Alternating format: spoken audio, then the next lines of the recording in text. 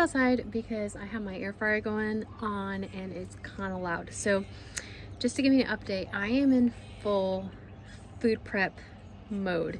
So it's Sunday. I have been working this office job.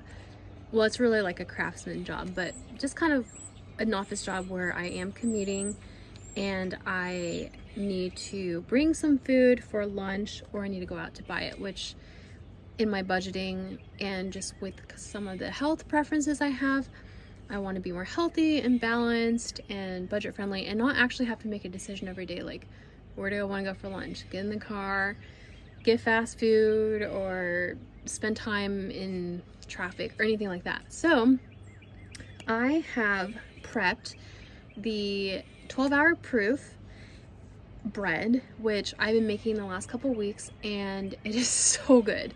So I went to Aldi's and got chicken thighs, which I love because one, they're really cheap, and two, the bone is kind of what makes the chicken juicy and full of flavor, and three, I can just drop the bones in my broth and make bone broth, which I did last week and it was absolutely delicious.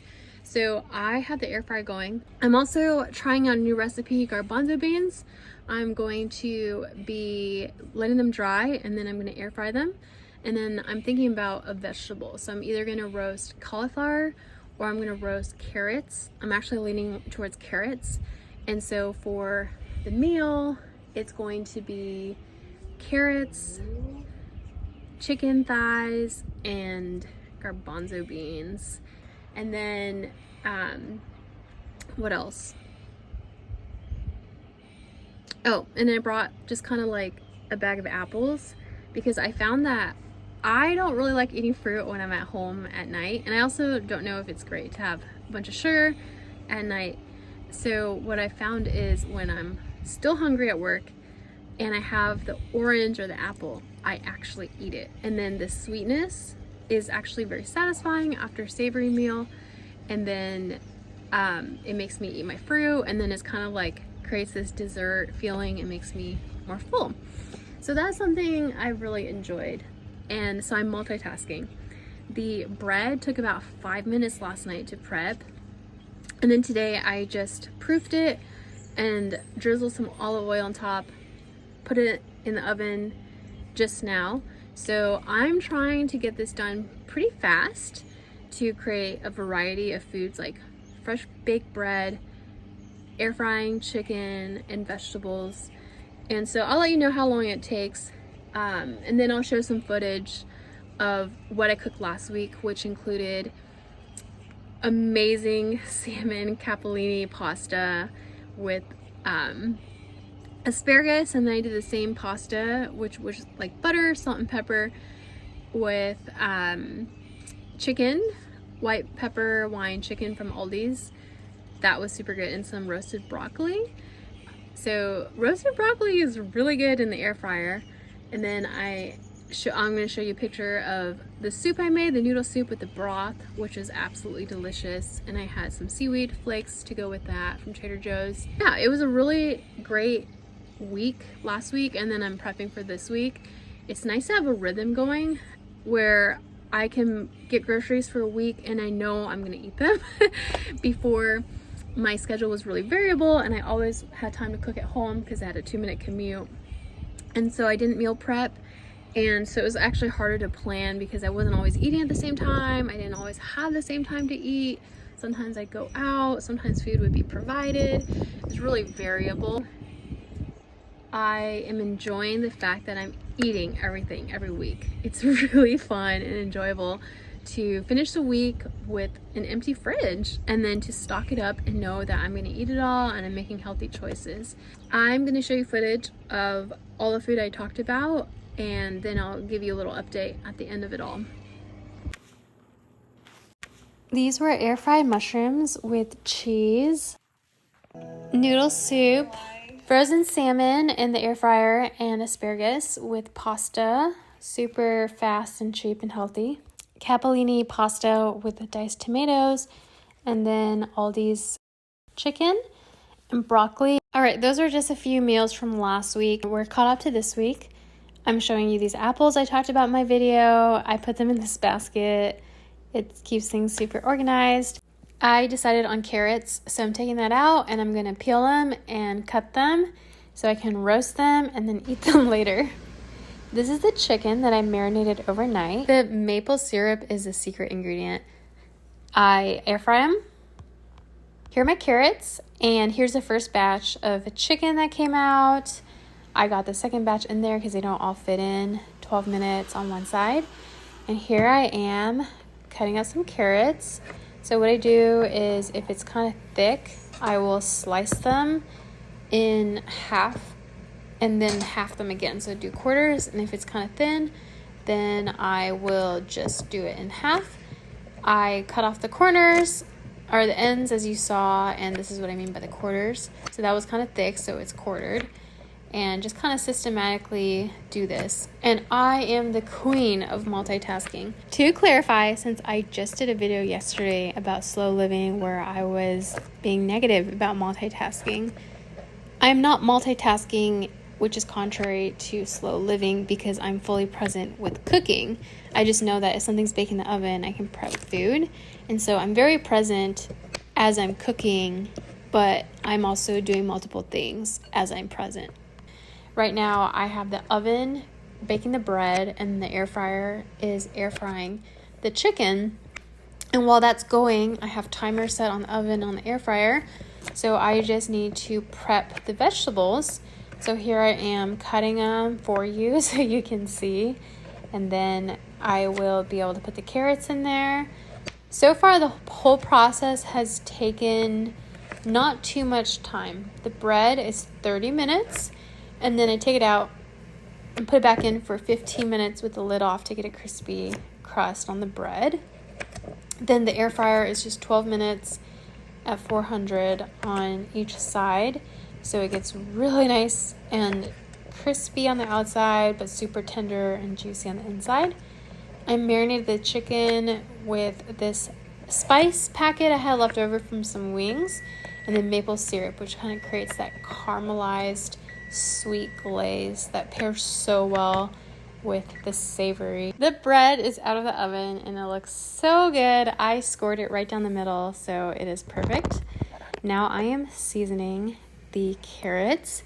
Super easy. I'm pretty sure I used some of the seasoning from the chicken and then just drizzled some olive oil and stirred it up. Nice and easy. I am draining the garbanzo beans so it's not super watery, so it can get nice and crisp. And then I'm going to mix the garbanzo beans there as well. Then, even though bread looks so good fresh out of the oven, I let it kind of sit so it's not as gummy. And I am also deboning the chicken as I am making the garbanzo beans. That way it's easier for me to eat at the office, and then I can put the bones in broth. It is all done, so now I am scooping portions into each day's meal. Then I'm simmering broth for 8 hours on the crock pot for bone broth. So it was an absolute success. I got the bread baked, the carrots roasted, the chickpeas roasted. It looks so good. The chicken roasted, and just started the chicken broth and cleaned up. Got my meals for the week planned out, and it took under 2 hours. I think it was like an hour 45. I started at 11:15 and I finished at around 1. So it was a success, and now I'm ready to go out for lunch and kind of enjoy the rest of my weekend. This foundation is so good. It blends in with your face tone, so I don't ever have to worry if I'm too tan or didn't get enough sun, because it really is so smooth and it blends so well. It's like this gray blob when you take it out, and then it just kind of turns into your skin tone. Amazing. And then my concealer is Clinique. It was something that I found at Target, You can have like different sample colors there, which I love because I don't always like talking to people when I'm buying things, but I do like knowing what I'm gonna buy. And so I was able to kind of test it out and see that it was a good match. So for concealer, I like to put it kind of on this jawbone line right here, as well as on both sides. And then I like to do under the eyes to kind of lighten up any dark circles or bags. And then kind of do light down the front. And then I like pairing it with bronzer, which I use this one. It comes in this stick, and I know you can blend with the blending brush, but kind of like creeped out by the germs and haven't washed it yet. So I'm just gonna use my fingers to kind of smooth it out. And I like to do just under the cheekbone and then kind of at the temple to create some just natural dark spots, which kind of creates a more contoured effect. And I don't mind using my fingers. I'm probably putting more product on my fingers than on my face, but it just kind of creates a more even tone without introducing more bacteria from the sponge. And then if you put on the sponge, it kind of like wastes the product on the sponge as well. So okay, so now I kind of smooth everything out, and then I have a contour brush with some highlights. I'm gonna do this rose highlight, and it has a little shimmer to it, and I just kind of lightly smooth it right over my cheekbones to create a really natural look. I don't do much with my eyelashes, so I'm just gonna curl them.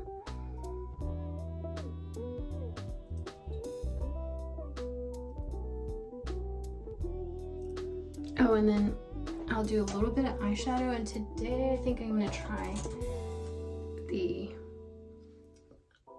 roller pen. It's super easy, you just kind of roll it over your lashes. And then you can smooth it out with a brush if you want, but you don't really need to. The pen is like really smooth. I already did my eyebrows this morning, which is kind of my everyday look. And this is kind of the look for going out for lunch and the movie. And then I will do some lip gloss. Again, I'm about to eat, so I don't love eating my lipstick. This lip gloss is kind of fun.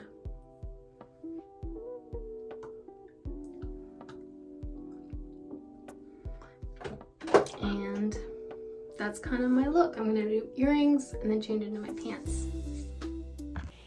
I had a great time out, watched a movie, then saw this beautiful sunset, and it was a wonderful Sunday. Thank you for watching. See you next time.